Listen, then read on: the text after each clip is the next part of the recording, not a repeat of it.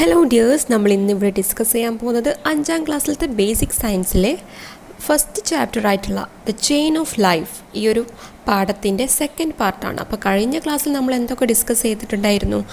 അതെ, food web എന്താണെന്ന് പറഞ്ഞു, അതേപോലെ തന്നെ ലിവിങ് തിങ്സും നോൺ ലിവിങ് തിങ്സും എന്താണെന്നൊക്കെ പറഞ്ഞിട്ടുണ്ടായിരുന്നു. ഇനി നമുക്ക് പുതിയ ടോപ്പിക്കിലേക്ക് കടക്കാം. അപ്പോൾ ഇവിടുത്തെ നമ്മളുടെ ടോപ്പിക്കിൻ്റെ പേരാണ് ദ ഹാബിറ്റേറ്റ്. ഹാബിറ്റേറ്റ് എന്ന് പറഞ്ഞാൽ എന്താണ്? ആവാസം. A paddy field is an environment that contains all the components necessary for the existence of various organisms. അതായത് നിരവധി ജീവികൾക്ക് നിലനിൽപ്പിന് ആവശ്യമായിട്ടുള്ള എല്ലാ ഘടകങ്ങളും അടങ്ങിയ ഒരു ചുറ്റുപാടാണ് വയൽ എന്ന് പറയുന്നത്. പാഡി ഫീൽഡ് എന്ന് പറഞ്ഞാൽ എന്താണ്? വയൽ. Apart from fish, it is also habitat to many other organism. എന്താണ് ഇവിടെ പറഞ്ഞത്? മത്സ്യത്തിനു പുറമെ മറ്റു പല ജീവികളുടെയും ആവാസമാണിത്. ഹാബിറ്റേറ്റ് എന്ന് പറഞ്ഞാൽ ആവാസം, അപ്പോൾ അവർ താമസിക്കുന്ന ആ ഒരു സ്ഥലം. ഇവിടെ എന്താണ് പറഞ്ഞത്? വയൽ എന്ന് പറയുന്നത് മത്സ്യങ്ങൾക്ക് മാത്രമല്ല, പല ജീവികൾക്കും അവരുടെ ആവാസമാണ്. എന്താണ് പ്രാണികൾക്കും അതേപോലെ തന്നെ കിളികൾക്കൊക്കെ എന്താണ് വയൽ ഒരു ആവാസമാണ്. അവിടെ നിന്ന് കിട്ടുന്ന പല സാധനങ്ങളും ഭക്ഷിച്ചും ജീവിച്ചൊക്കെയാണ് അവർ കഴിയുന്നത്. Observe the biodiversity garden in your school. അതായത് നിങ്ങളുടെ സ്കൂളിലെ ജൈവവൈവിധ്യ ഉദ്യാനം നിരീക്ഷിക്കാനാണ് പറഞ്ഞത്. ഇവിടെ നിങ്ങൾ നോക്കിക്കേ, ഒരു ചിത്രം കാണാം, നല്ലൊരു ഗാർഡനാണ്. അവിടെ കുറേ ജീവികളൊക്കെ ഉണ്ട്, പല പല ജീവികളുണ്ട്. ഇത് നന്നായിട്ടൊന്ന് ഒബ്സർവ് ചെയ്തേ. പിന്നെ ഇവിടെ പറഞ്ഞതാണ് the biodiversity garden is a habitat to many creature which are they. അതായത് നമ്മുടെ ഈ ബയോഡൈവേഴ്സിറ്റി ഗാർഡന് പല ക്രിയേച്ചേഴ്സിനും, പല ജീവികൾക്കും ഒരു ഹാബിറ്റേറ്റാണ്, ഒരു ആവാസമാണ്. ഏതൊക്കെ ജീവികൾക്കാണ് ഇങ്ങനെ ആവാസമായിട്ട് വരുന്നത്? അതായത് നിങ്ങളൊന്ന് നോക്കിക്കുക, നിങ്ങളുടെ ഗാർഡനിലേക്കൊക്കെ നോക്കിയാൽ നിങ്ങൾക്ക് മനസ്സിലാവും ചെറിയ ചെറിയ പ്രാണികളും അതേപോലെ തന്നെ എന്താണ് ബട്ടർഫ്ലൈസ് ഉണ്ടാവും, ഡ്രാഗൺ ഫ്ലൈസ് ഉണ്ടാവും. ഡ്രാഗൺ ഫ്ലൈ എന്ന് പറഞ്ഞാൽ തുമ്പികൾ, പൂമ്പാറ്റകൾ. പിന്നെ ബീസ് അല്ലെ, ബീസ് എന്ന് പറഞ്ഞാൽ വണ്ടുകൾ. പിന്നെന്താണ് അതേപോലെ തന്നെ ഗ്രാസ് ഹോപ്പർ അല്ലെ, പുൽച്ചാടികൾ. അങ്ങനെ നിരവധി ക്രിയേച്ചേഴ്സ് നമ്മളുടെ ഈ ഒരു ഗാർഡനിലുണ്ടാവും. അപ്പോൾ അതൊക്കെ നിങ്ങൾക്ക് എഴുതാം. പിന്നെ നിങ്ങൾക്ക് വേറെ ക്രിയേച്ചേഴ്സിൻ്റെ നെയിം അറിയെങ്കിൽ അതൊക്കെ അവിടെ നിങ്ങൾക്ക് എഴുതി വെക്കാം കേട്ടോ. പിന്നെ what are the favourable condition for the presence of the various organism found in biodiversity garden. ഇങ്ങനെ ഇത്ര പല ക്രിയേച്ചേഴ്സും പല ജീവികളും ഇതേപോലെ ഈ ഒരു ബയോഡൈവേഴ്സിറ്റി ഗാർഡനിൽ വരാനുള്ള റീസൺ എന്തായിരിക്കും? അവിടുത്തെ എന്ത് കണ്ടീഷനായിരിക്കും അവർക്ക് ഏറ്റവും സ്യൂട്ടബിൾ ആയിരിക്കുന്നത്? നമ്മളുടെ ഗാർഡനിലെ ടെമ്പറേച്ചർ അല്ലേ, ഒരു മിതമായിട്ടുള്ള ടെമ്പറേച്ചർ, താപനില, അതേപോലെ ക്ലൈമറ്റ്, കാലാവസ്ഥയൊക്കെ ആയിരിക്കാം ഇങ്ങനെ ജീവികളുടെ നിലനിൽപ്പിന് അനുയോജ്യമായിട്ടുള്ള സാഹചര്യങ്ങൾ എന്ന് പറയുന്നത്. ഇവിടെ ടെമ്പറേച്ചർ അതേപോലെ ക്ലൈമറ്റ് ഒക്കെ നിങ്ങൾക്ക് അവിടെ എഴുതാം. അപ്പോൾ ഇനി അടുത്തതാണ് every living things has A suitable habitat. അതായത് നമുക്ക് ചുറ്റുമല്ല എല്ലാ ജീവികൾക്കും തന്നെ അവർക്ക് അനുയോജ്യമായിട്ടുള്ള ഒരു ഹാബിറ്റേറ്റിലാണ് അവർ ജീവിക്കുന്നത് അല്ലേ. ഏതൊരു ഓർഗാനിസത്തെ എടുത്താലും അവർക്ക് അവർക്ക് സ്യൂറ്റബിൾ ആയിട്ടുള്ള ഒരു കാലാവസ്ഥയിലും അല്ലെങ്കിൽ അവർക്ക് നിൽക്കാൻ അനുയോജ്യമായിട്ടുള്ള ആ ഒരു ഹാബിറ്റേറ്റിലാണ്. ഇപ്പോൾ ഒരു ഉദാഹരണം പറയുകയാണെങ്കിൽ, ഇപ്പോൾ മരുഭൂമിയിൽ ജീവിക്കുക അല്ലേ, ക്യാമൽ, പിന്നെ ഒട്ടകം. ഈ ഒട്ടകമൊക്കെ അവർക്ക് ഏറ്റവും അനുയോജ്യമായിട്ടുള്ള കാലാവസ്ഥ എന്ന് പറയുന്നത് ആ ഒരു ചൂടും അതേപോലെ തന്നെ അവിടുത്തെ ആ ഒരു മരുഭൂമിയിലത്തെ ഒരു കാലാവസ്ഥയാണ്. അതേപോലെ മഞ്ഞിൽ ജീവിക്കുന്ന പല മൃഗങ്ങളുണ്ട്.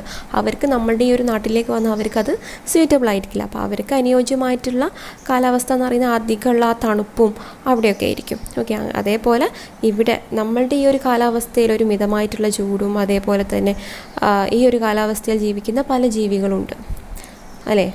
അപ്പോൾ അതാണ് എന്തെന്ന് പറയുന്നത്, ഓരോ ജീവികൾക്കും അവരുടേതായിട്ടുള്ള ഓരോരോ ഹാബിറ്റേറ്റ് ഉണ്ട്. ഇനി ഇവിടെ ഹാബിറ്റേറ്റിൻ്റെ ഒരു ഡെഫിനിഷൻ പറയാൻ പറഞ്ഞിട്ടുണ്ട്. നമുക്ക് എന്ത് പറയാം? The natural home or environment of N animal, plants or other organism. അതായത് ഏതൊരു ജീവിൻ്റെയും അവർ ജീവിക്കുന്ന ചുറ്റുപാട്, അവരുടെ എൻവയോൺമെൻറ്റിനെയാണ് നമ്മൾ എന്ത് പറയുക? ഹാബിറ്റേറ്റ് എന്ന് പറയാം. എല്ലാ ജീവികൾക്കും അത് ഒരേപോലെയാണോ? അല്ലല്ലേ, അതൊക്കെ ഡിഫറെൻ്റ് ആണ്. ഓരോരോ ജീവികൾക്കും അത് വ്യത്യസ്തമായിട്ടുള്ള ഓരോരോ ഹാബിറ്റേറ്റ് ആണ്. അപ്പോൾ ഇവിടുത്തെ എക്സാമ്പിൾ എന്തൊക്കെയാണ്? ഡെസേർട്ട് പറയാം, ഫോറസ്റ്റ് പറയാം, സീ, ഓഷ്യൻ, പോണ്ട്, അതേപോലെ തന്നെ അങ്ങനത്തെ ഗ്രാസ് ലാൻഡ്, ഇതൊക്കെ നമുക്കിവിടെ ഉൾപ്പെടുത്താം. ഇതിലൊക്കെ ജീവിക്കുന്ന ജീവികളുണ്ട്, അവർക്ക് ആ ഒരു കാലാവസ്ഥയിലാണ് അവർ ഇണങ്ങി ജീവിക്കുന്നത്. അതേപോലെ തന്നെ ഈ ഒരു സ്റ്റേറ്റ്മെൻറ്റ് നിങ്ങളൊന്ന് ഓർത്ത് വയ്ക്കുക. Living things depend on non living things. ഇവിടെ എന്താണ് പറഞ്ഞത്? നമ്മൾ പറഞ്ഞിട്ടുണ്ടായിരുന്നു ലിവിങ് തിങ്സ് എന്ന് പറഞ്ഞാൽ നമ്മൾ പ്ലാന്റ്സ്, എനിമൽസ് ഒക്കെ ലിവിങ് തിങ്സ് ആണ്. ഈ നോൺ ലിവിങ് തിങ്സിൽ നമ്മൾ പറഞ്ഞിട്ടുണ്ടായിരുന്നു എയർ, വാട്ടർ, സൺലൈറ്റ്, റോക്ക്, ഇതൊക്കെ എന്താണ്? നോൺ ലിവിങ് തിങ്സ് ആണ്, ജീവനില്ലാത്തവയാണ്. ഓക്കെ, അപ്പോൾ ഇവിടെ എന്താണ് പറഞ്ഞത്? ലിവിങ് തിങ്സ്, അതായത് ജീവനുള്ളവ എപ്പോഴും എന്തിനെയാണ് ആശ്രയിച്ചിരിക്കുന്നത്? ജീവനില്ലാത്തവയെ ആശ്രയിച്ചിരിക്കുന്നുണ്ട് എന്ന് പറഞ്ഞതിൽ നിങ്ങൾ യോജിക്കുന്നുണ്ടോ? ഉണ്ട്. നമുക്കറിയാം, നമ്മളിപ്പോൾ ഒരു എക്സാമ്പിൾ പറയുകയാണെങ്കിൽ ഹ്യൂമൻ ബീയിങ്, അതെന്താണ്? ജീവനുള്ളതാണ് അല്ലേ? നമ്മൾ മനുഷ്യരൊക്കെ ജീവനുള്ളതാണ്, ലിവിങ് തിങ്സ് ആണ്. നമ്മൾ നോൺ ലിവിങ് തിങ്സിനെ ആശ്രയിച്ചിരിക്കുന്നുണ്ട്, ഡിപ്പെൻഡ് ചെയ്യുന്നുണ്ട്. അതായത് നമ്മൾ ശ്വസിക്കുന്ന എന്താണ്? ഓക്സിജൻ അല്ലെങ്കിൽ എയർ ആണ് നമ്മൾ ശ്വസിക്കുന്നത്. എയർ എന്ന് പറഞ്ഞാൽ എന്താണ്? ഒരു നോൺ ലിവിങ് തിങ്സ് ആണ്. അതുപോലെ നമ്മൾ വെള്ളം നമുക്ക് അത്യാവശ്യമായിട്ടുള്ളൊരു സംഭവമാണ് അല്ലേ? അപ്പോൾ വെള്ളം എന്ന് പറയുന്നതും എന്താണ്? അതൊരു നോൺ ലിവിങ് തിങ് ആണ്.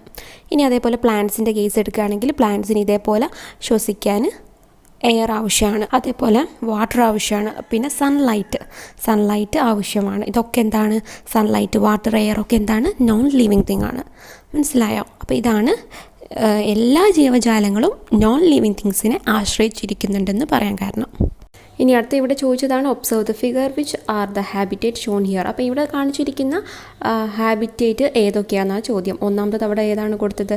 ഗ്രാസ് ലാൻഡ് ആണ്. രണ്ടാമത്തത് ഡെസേർട്ട്, മരുഭൂമി. ഗ്രാസ് ലാൻഡ് എന്ന് പറഞ്ഞാൽ പുൽമേടകൾ. പിന്നെ മൂന്നാമത്തത് എന്താണ്? റിവർ ആണ് അല്ലേ? നമുക്ക് റിവർ എന്ന് പറയാം. പിന്നെ നാലാമത്തത് എന്താണ്? കോൾഡ് റീജിയൻ അല്ലെങ്കിൽ പോളാർ റീജിയൻ എന്ന് പറയും.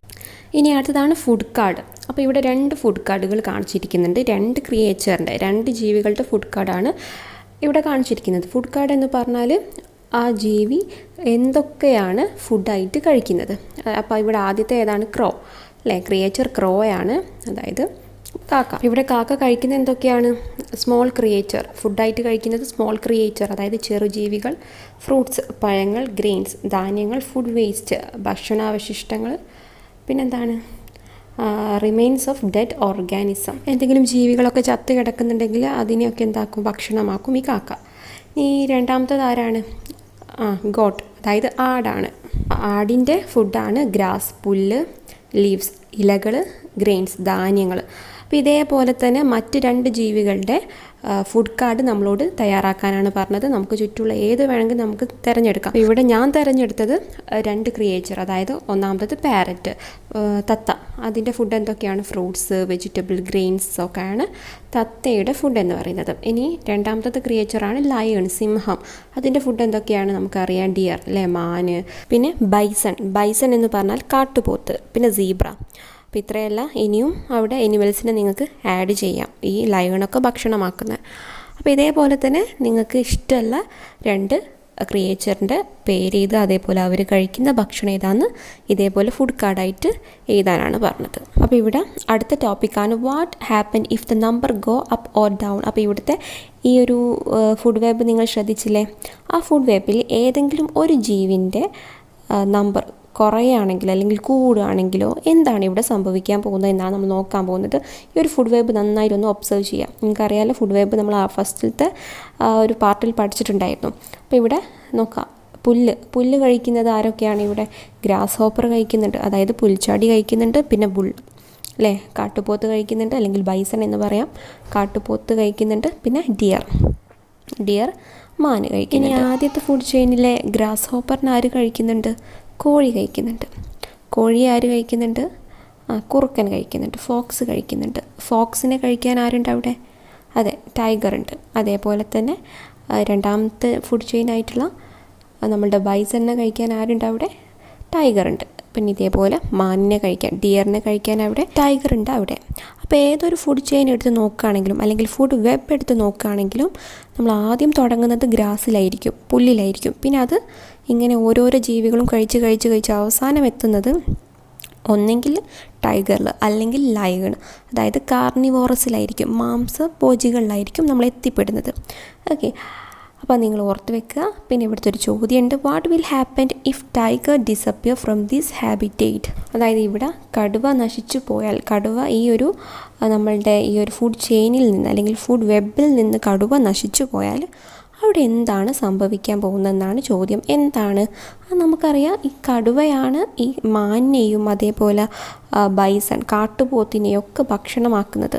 അപ്പോൾ അവരുടെ പോപ്പുലേഷൻ അവിടെ കൂടാൻ തുടങ്ങും അല്ലേ? മാനും അതേപോലെ തന്നെ ഈ കാട്ടുപോത്തൊക്കെ കൂടാൻ തുടങ്ങും. കാട്ടുപോത്തൊക്കെ കൂടാൻ തുടങ്ങിയാൽ അവിടെ എന്താ സംഭവിക്കുക? അവർ ഭക്ഷണമാക്കുന്ന പുല്ല് അവിടെ കുറഞ്ഞു വരും. അപ്പോൾ എല്ലാ ജീവികൾക്കും ഇങ്ങനെ പുല്ല് കഴിക്കാൻ അവിടെ ഉണ്ടാവാതെ വരും. അപ്പോൾ ആൻസറായിട്ട് നമുക്ക് പറയാം population of dear bison get increases. അതായത് ഇവിടെ മാൻ്റെയും അതേപോലെ കാട്ടുപോത്തിൻ്റെയും ഒക്കെ പോപ്പുലേഷൻ, അതിൻ്റെ നമ്പർ അവിടെ കൂടാൻ തുടങ്ങും. Which organism will increase in number? ഇതിൽ ഏത് ഓർഗാനിസത്തിൻ്റെ നമ്പർ ഇവിടെ കൂടുക? ഡിയർ, അതേപോലെ ബൈസൺ, ഫോക്സ്, കുറുക്കന്, കാട്ടുപോത്ത്, മാൻ്റെയും നമ്പറാണ് അവിടെ കൂടുക. What will happen if dear population increase? ഇവിടെ ഡിയറിൻ്റെ മാൻ്റെ പോപ്പുലേഷൻ അവിടെ കൂടുകയാണെങ്കിൽ എന്താണ് അവിടെ സംഭവിക്കുന്നത്? നേരത്തെ പറഞ്ഞതുപോലെ തന്നെ മാനൊക്കെ കഴിക്കുന്നത് എന്താണ്? പുല്ലാണ്. മാന് മാത്രമല്ല പല ഓർഗാനിസം കഴിക്കുന്നത് പുല്ലാണ്. അപ്പോൾ എല്ലാ ഓർഗാനിസത്തിനും കഴിക്കാൻ അവിടെ പുല്ല് തികയാതെ വരും. അങ്ങനെ പുല്ല് തികയാതെ വന്നാൽ അത് മാനുകൾക്ക് തന്നെയാണ് ബാധിക്കുക. കാരണം അവരെന്താവും? അവർക്ക് കഴിക്കാൻ ഭക്ഷണമില്ലാതെയാവും, അവർ ചത്തൊടുങ്ങാൻ തുടങ്ങും. ഓക്കെ, അപ്പോൾ അവിടെ ഇത് density of grass will decrease. ഇനി അടുത്തത് ആ ഒരു ബോക്സിൽ കൊടുത്തിരിക്കുന്നത് നമ്മൾ കേട്ടിട്ടുണ്ടാവും ഈ കടുവകളെയൊക്കെ സംരക്ഷിക്കണം എന്ന് പറയുന്നത്. അതെന്തിനാണ് കടുവകളെ ഇങ്ങനെ സംരക്ഷിക്കണം എന്ന് പറയാനുള്ള കാരണം എന്താണെന്നാണ് നമ്മൾ നോക്കാൻ പോകുന്നത്.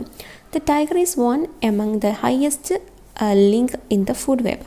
അതായത് നമ്മളുടെ ഈ ഒരു ഫുഡ് വെബിലെ ഏറ്റവും ഉയർന്ന കണ്ണിയിൽ പെടുന്ന ജീവിയാണ് കടുവ എന്ന് പറയുന്നത്. ഞാൻ നേരത്തെ പറഞ്ഞതുപോലെ ഏതൊരു ഫുഡ് ചെയിൻ എടുത്ത് നോക്കിയാലും അവസാനം എത്തിപ്പെടുന്നത് ഒന്നെങ്കിൽ ടൈഗറിൽ, ലയണിൽ ഒക്കെ ആയിരിക്കും. Organism in each link play a key role in maintaining healthy number of herbivorous and carnivorous in an ecosystem. എന്താണ് ഇവിടെ പറഞ്ഞത്? ഒരു ആവാസ വ്യവസ്ഥയിൽ സസ്യാഹാരികളെയും പിന്നെ ഹെർബിവോറസ് എന്ന് പറഞ്ഞാൽ ഈ പുല്ലുകളൊക്കെ കഴിക്കുന്ന ജീവികൾക്കാണ് നമ്മൾ എന്ത് പറയുക? ഹെർബിവോറസ്. മാന്, പിന്നെ അതേപോലെ ബഫല്ലോ, ബൈസൺ, ഇതൊക്കെ എന്താണ്? ഈ പുല്ലുകൾ കഴിക്കുന്ന ജീവികളാണ്. അപ്പോൾ അവർക്ക് പറയുന്ന പേരാണ് ഹെർബിവോറസ്. കാർണിവോറസ് എന്ന് പറഞ്ഞാൽ മാംസങ്ങൾ മാത്രം കഴിക്കുന്ന ഈ കടുവ, അതേപോലെ ലയൺ, ഇതൊക്കെ എന്താണ്? കാർണിവോറസ് ആണ്. മാംസം മാത്രമേ അവർ കഴിക്കുള്ളൂ. അപ്പോൾ ഇവിടെ പറഞ്ഞതാണ് ഇങ്ങനെ ഹെർബിവോറസിൻ്റെയും അതേപോലെ തന്നെ കാർണിവോറസിൻ്റെയും ഒക്കെ എണ്ണം ആരോഗ്യകരമായിട്ട് നിലനിർത്താനായിട്ട് ഓരോ കണ്ണിയിലെയും ജീവികൾക്ക് പങ്കുണ്ട്. Okay, if some organism in the lower link of the food web disappear, they may be replaced by other organism that perform the same function. അപ്പോൾ ഇവിടെ പറഞ്ഞതാണ് നമ്മുടെ ഈ ഒരു ഫുഡ് വെബിലെ ഏറ്റവും താഴെ കണ്ണിയിലുള്ള, അതായത് ഹെർബിവോറസ് ഒക്കെ ഈ പുല്ലുകളൊക്കെ കഴിക്കുന്ന ജീവികളിൽ ഏതെങ്കിലും ഒന്നൊക്കെ നശിച്ചു പോയാൽ അതിന് പകരം അവിടെ എന്തുണ്ട്? അതിന് പകരമായിട്ട് അതേ ധർമ്മം ചെയ്യുന്ന മറ്റ് ജീവികളൊക്കെ അവിടെ കാണും. If there are no other creature like the tiger, there are no one to perform this function. Therefore, conservation of high-ranking organism like the tiger is a priority. By conserving tiger, a large habitat is being conserved. പിന്നെ ഇവിടെ എന്താണ് പറഞ്ഞത്? ഇനി കടുവയെ പോലുള്ള ജീവികളാണ് ഇല്ലാതാവുന്നെങ്കിൽ, അതായത് ഈ carnivorous ഒക്കെ, ഈ മാംസഭോജികൾ, ഇങ്ങനെ മാംസം കഴിക്കുന്ന ജീവികൾ, മറ്റ് പിന്നെ എന്താണ് എനിമൽസിനെയൊക്കെ ഭക്ഷണമാക്കുന്ന ജീവികൾ അവിടെ ഇല്ലാതായാൽ അതേ ധർമ്മം ചെയ്യുന്ന ജീവികൾ അവിടെ കുറച്ച് മാത്രമേ കാണുള്ളൂ. അതുകൊണ്ടാണ് ഈ കടുവയെ പോലുള്ള നമ്മുടെ ഏറ്റവും ഫുഡ് വെബിൽ ഏറ്റവും ടോപ്പിൽ വരുന്ന ഇങ്ങനത്തെ ജീവികളെ സംരക്ഷിക്കണമെന്ന് പറയാനുള്ള റീസൺ. മനസ്സിലായോ? അതായത് ഏറ്റവും താഴെയുള്ള നമ്മുടെ ഫുഡ് വെബിൽ ഏറ്റവും ഫസ്റ്റ് വരുന്ന ഹെർബിവോറസ്, ഈ പുല്ലുകളൊക്കെ കഴിക്കുന്ന ജീവികൾ ഇല്ലാതായാൽ അതിന് പകരം വെക്കാൻ അവിടെ മറ്റ് ജീവികളൊക്കെ ഉണ്ട്. പക്ഷെങ്കിൽ ഇങ്ങനെ മാംസം കഴിക്കുന്ന ജീവികളൊക്കെ അവിടെ ഇല്ലാതായാൽ അതിന് പകരം വെക്കാനായിട്ട് അവിടെ എന്താണ്? കുറച്ച് ജീവികൾ മാത്രമേ, ഇതേപോലത്തെ കടുവ പോലത്തെ കുറച്ച് ജീവികൾ മാത്രമേ നമ്മുടെ ഈ ഒരു നാട്ടിലുള്ളൂ. അതുകൊണ്ട് ആണ് എന്ത് പറയുന്നത്? ഈ കടുവയെ പോലുള്ള ജീവികളെ സംരക്ഷിക്കണമെന്ന് പറയാനുള്ള റീസൺ. നമ്മളിങ്ങനെ ടി വിയിലൊക്കെ കാണുമ്പോൾ, വൈൽഡ് ലൈഫ് സെഞ്ചുറിയൊക്കെ കാണുമ്പം ഇങ്ങനെ കടുവകളൊക്കെ മാനിനെ പിടിക്കുന്നതൊക്കെ കാണുമ്പോൾ നമുക്ക് പാവം തോന്നും അല്ലേ? പക്ഷെങ്കിൽ അങ്ങനെ പിടിച്ചാൽ മാത്രമേ അവിടെ എന്തുള്ളൂ? നമ്മളുടെ ഈ ഒരു എക്കോസിസ്റ്റം ബാലൻസ്ഡ് ആയിട്ട് നിന്ന് പോവുള്ളൂ. മനസ്സിലായോ? അങ്ങനെ പിടിച്ചാൽ മാത്രമേ നമ്മളുടെ ഫുഡ് വെബ് നല്ല രീതിയിൽ നിന്ന് പോവുള്ളൂ. ഏതെങ്കിലും ഒരു പോപ്പുലേഷൻ അവിടെ കൂടിയാൽ അത് അവർക്ക് തന്നെയാണ്, ആ ജീവികൾക്ക് തന്നെയാണ് അവിടെ ബാധിക്കുന്നത്. ഇനി അടുത്ത ടോപ്പിക്കാണ് ദ ഇൻവെൻറ്റേഴ്സ്. ഇൻവെൻറ്റേഴ്സ് എന്ന് പറഞ്ഞാൽ അതിൻ്റെ മലയാളമാണ് അധിനിവേശക്കാർ.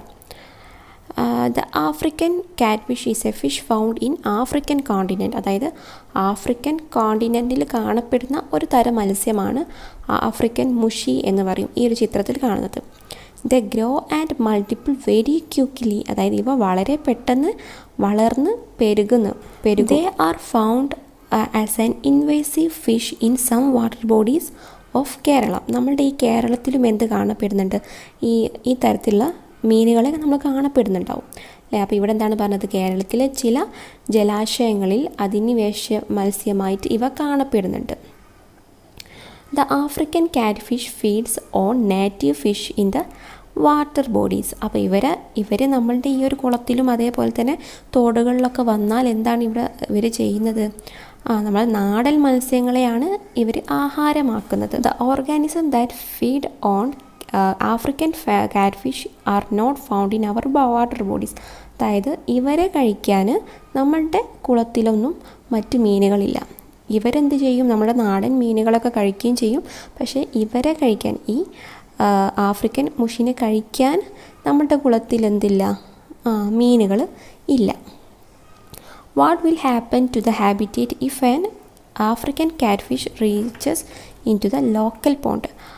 ഇങ്ങനത്തെ ഈ ഒരു മീൻ നമ്മുടെ കുളത്തിലെത്താൻ വന്ന് പെട്ടുപോയാൽ എന്തായിരിക്കും ആ കുളത്തിൻ്റെ അവസ്ഥ?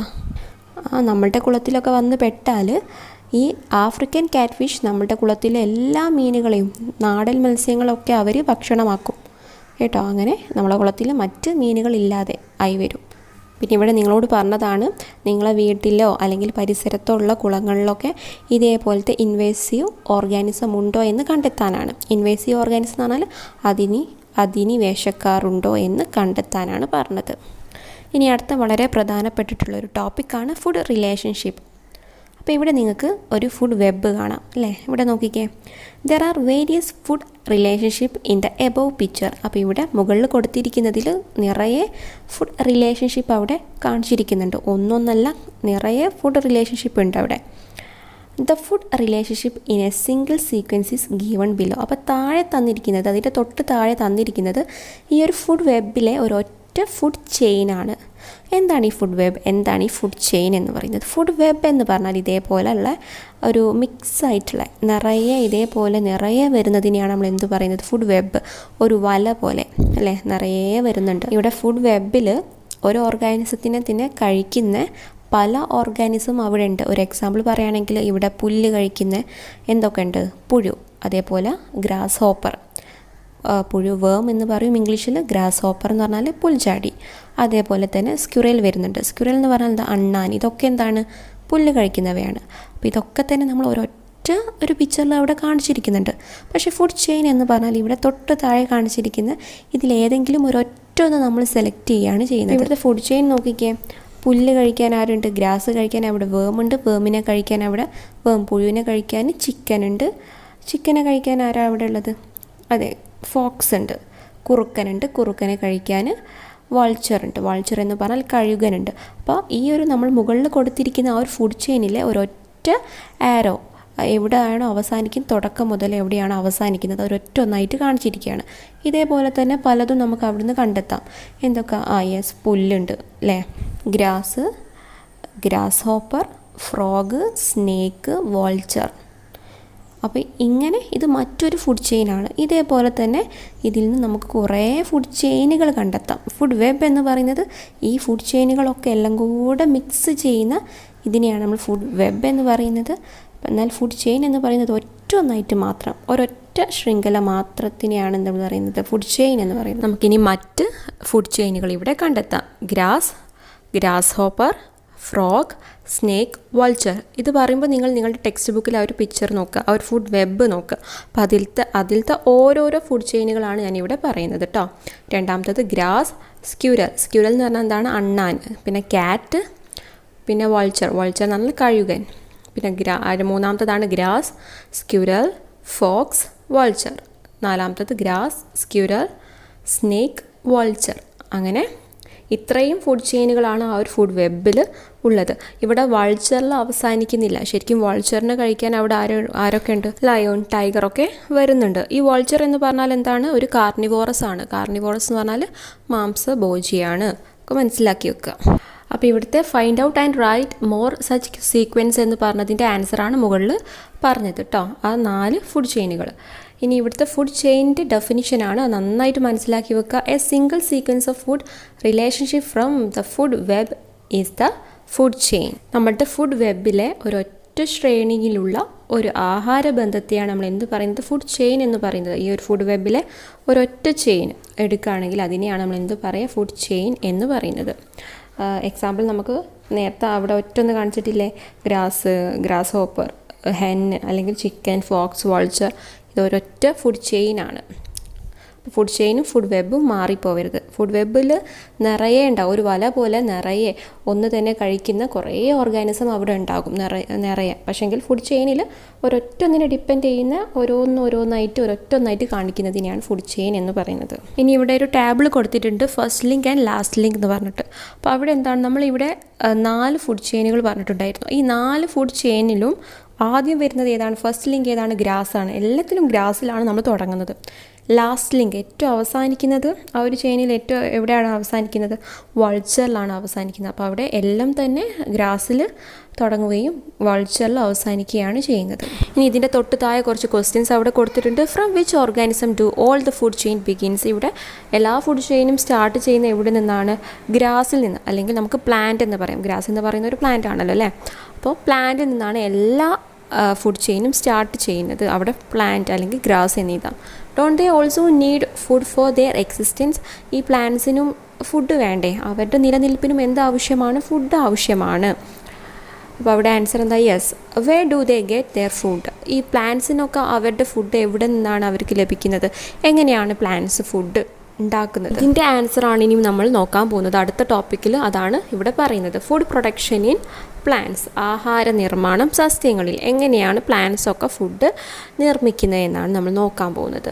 Observe the illustration. ഈ ഒരു പിക്ചർ നിങ്ങളൊന്ന് ശ്രദ്ധിച്ചേ. Which are the main component that plants need to make their food. സസ്യങ്ങൾക്ക് ആഹാര നിർമ്മാണത്തിന് ആവശ്യമായിട്ടുള്ള പ്രധാന ഘടകങ്ങൾ ഇവിടെ എന്തൊക്കെയാണെന്നാണ് ചോദിക്കുന്നത്. ഈ ചിത്രത്തിൽ തന്നെ നിങ്ങൾക്ക് നോക്കിയാൽ മനസ്സിലാവും എന്തൊക്കെയാണ് അവരുടെ പ്രധാനപ്പെട്ട ഘടകങ്ങൾ, ഫാക്ടേഴ്സ് എന്ന് പറയുന്നത്. ഒന്ന് സൺലൈറ്റാണ്, അതേപോലെ കാർബൺ ഡയോക്സൈഡാണ്, പിന്നെ വാട്ടർ. ഇതൊക്കെ വെച്ചിട്ടാണ് ഈ പ്ലാന്റ്സ് എന്താക്കുന്നത്, ഫുഡ് പ്രിപ്പയർ ചെയ്യുന്നത്. ഒരിക്കലും ഓക്സിജൻ അല്ല, ഫുഡ് പ്രിപ്പയർ ചെയ്യാൻ വേണ്ടിയിട്ട് അവർക്ക് ആവശ്യമായിട്ടുള്ള ഫാക്ടേഴ്സാണ് സൺലൈറ്റ്, കാർബൺ ഡയോക്സൈഡ്, വാട്ടർ.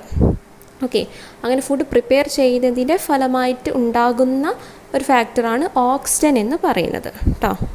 അപ്പോൾ ഈ പ്ലാന്റ്സൊക്കെ ഇങ്ങനെ ഫുഡ് പ്രിപ്പയർ ചെയ്യുന്ന ഈ ഒരു പ്രോസസ്സിന്, ഈ ഒരു പ്രക്രിയയ്ക്ക് ഒരു പേരുണ്ട്, നിങ്ങൾ കേട്ടിട്ടുണ്ടാകും, ഫോട്ടോസിന്തസിസ് എന്ന് പറയും.